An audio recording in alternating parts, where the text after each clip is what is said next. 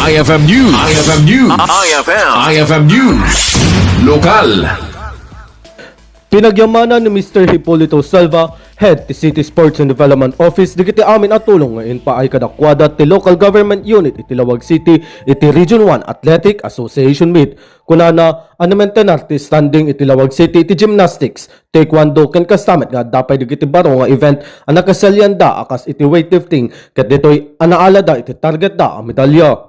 Yamanak i-suporta ken tulong amin nga nag-participate ken amin nga kamayat kada tayo tilawag at magunod teman dito treaty ken to all of you, thank you very much.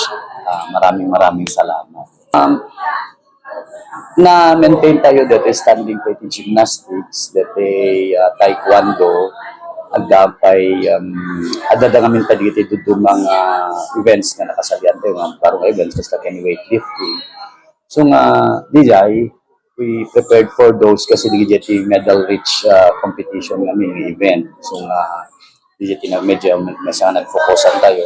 So nga naala damit that they target ng number of medals digiti din tayo. And of course digiti do mga events and contribute kasi kami taekwondo din 10 medals if I'm not mistaken, ni armies, ni weightlifting, and ni athletics, and everybody contributed, all events contributed to the 93 medals na naala, gold medals na naala nila. Kabayatan na iti agdamakit manarimaan iti preparasyon da iti apanda iti palarong pambansa ken urayan na iti listaan di kiti mapan makayayam. Kasalitak to tayo ni Mayor, but what we're preparing right now is iti papanda J palarong pambansa. I am just waiting for the proposal from the DepEd at makita tayo. And dito pengamin naalat ay listaan. Sino talaga dito qualified na mapan ayayam.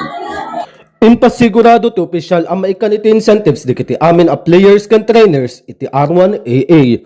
Para iti IFM News, Idol Rain Santos, tatak IFM. IFM News. IFM News. IFM News. Lokal.